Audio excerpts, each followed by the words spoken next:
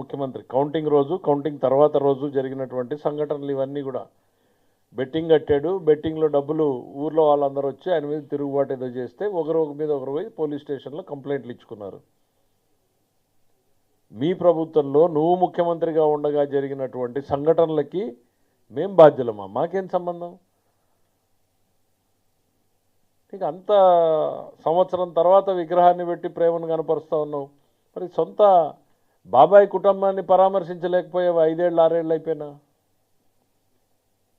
బాబాయ్కి కూడా ఓ విగ్రహాన్ని పెట్టించుండొచ్చు కదా. విగ్రహాల పేరుతో పర్యటనలు చేసినటువంటి చరిత్ర మనకు ఉంది కదా. ఈ రాష్ట్రం మొత్తం మీద విగ్రహాలు పెట్టే పేరుతో రాజకీయం చేసినటువంటి చరిత్ర మనకున్నప్పుడు మరి ఆ సొంత బాబాయ్ కుటుంబాన్ని కూడా పరామర్శించి ఉండాల్సింది, ఆయనకు కూడా విగ్రహాన్ని పెట్టి ఉండాల్సింది.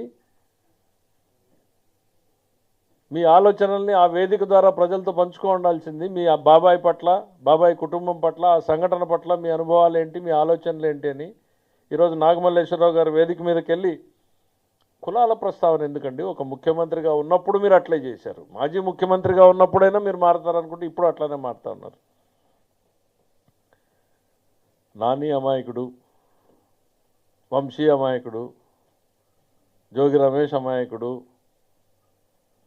తన పిఏ ధనంజయ రెడ్డి అమాయకుడు, నాగేశ్వర కేఎన్ఆర్ అతను అమాయకుడు, చెవిరెడ్డి భాస్కర్ రెడ్డి అసలు నోట్లో నాలుక లేని వ్యక్తి అమాయకుడు.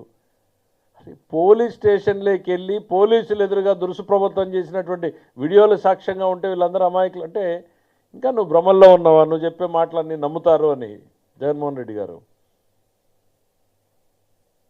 ఈ ప్రభుత్వం ఎక్కడ కూడా పరిధి దాటి పనిచేయట్లా. మేము మీలాగా పనిచేయాలనుకుని ఉంటే నీ బెంగళూరు ప్యాలెస్ నుంచి నువ్వు ఆంధ్రప్రదేశ్ రాష్ట్రంలోకి అడుగు పెట్టేవాడివి కాదు. పవన్ కళ్యాణ్ గారు వస్తే మీరు అడ్డుకున్న రోజుల్ని మర్చిపోయారా? చంద్రబాబు నాయుడు గారు ఎయిర్పోర్ట్లోకి వెళ్తే ఎయిర్పోర్ట్ రన్వే మీద దించింది మర్చిపోయారా?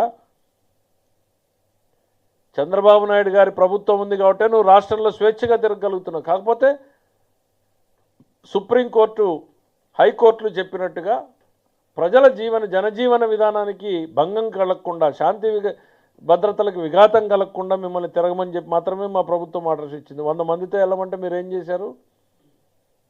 రండి రండి రండి రండి అని ఆర్కెస్ట్రాడ్ ఒక కాల్ సెంటర్ పెట్టి అందరికీ ఫోన్లు చేసి ఇన్ఛార్జీలు పంపించి ప్రతి కాన్స్టిట్యున్సీలో నుంచి ఇంతమంది రావాలి అని చెప్పి టార్గెట్లు పెట్టి రోడ్డు ఎక్కాలి అని చెప్పి ఇది హింసను ప్రేరేపించడం కాదా?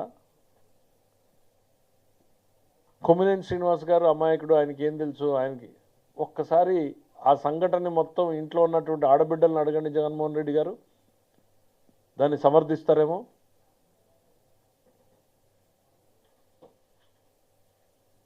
మీకు అట్లాంటి ఆలోచనలు ఉండవులే. ఇంకా సొంత తల్లి చెల్లి పరిస్థితి ఏంటి అనేటువంటిది అర్థమైంది. చెల్లి మీదనే నిఘా పెట్టినటువంటివి నీకు ఇవన్నీ పెద్దగా స్పందిస్తావు, పట్టించుకుంటావు అని అనుకోవడం కూడా మాకు భ్రమే అవుతుంది. జగన్మోహన్ రెడ్డి గారు పర్యటనల ద్వారా ఏం చెప్పదలుచుకున్నారు, ఏం చేయదలుచుకున్నారు? ఆయన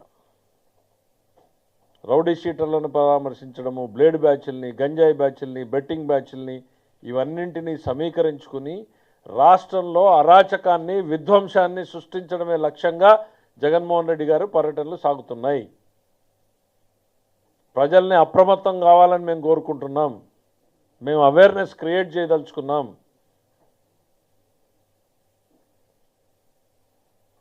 తన చుట్టూ ఒకవైపు ఓటమి భారం, మరోవైపు తనను వీడిపోతున్నటువంటి అనుచరగణం, మరోవైపు చుట్టుముడుతున్నటువంటి కేసులు, ఇంకా తన బలహీనపడిపోయి కుప్పకూలిపోతాననేటువంటి తరుణంలో ఈ రాష్ట్రంలో ఒక విధ్వంసాన్ని, అరాచకాన్ని సృష్టించి దృష్టి మరల్చాలి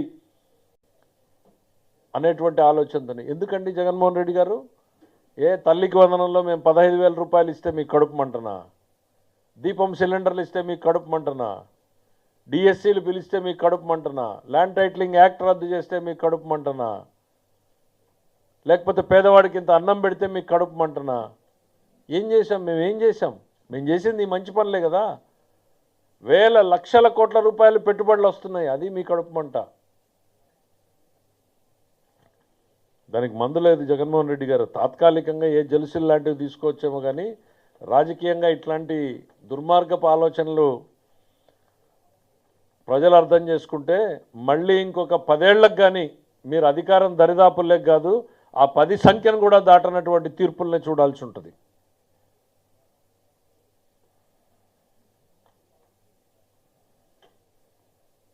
ఇంకా ఏంటి వాళ్ళంతా అమాయకులను చాలా పెద్ద లిస్ట్ చెప్పాడు, వాళ్ళ మీద అక్రమ కేసులు పెట్టారు అనేటువంటిది. ఒక్కసారి గుర్తు తెచ్చుకోండి జగన్మోహన్ రెడ్డి గారు.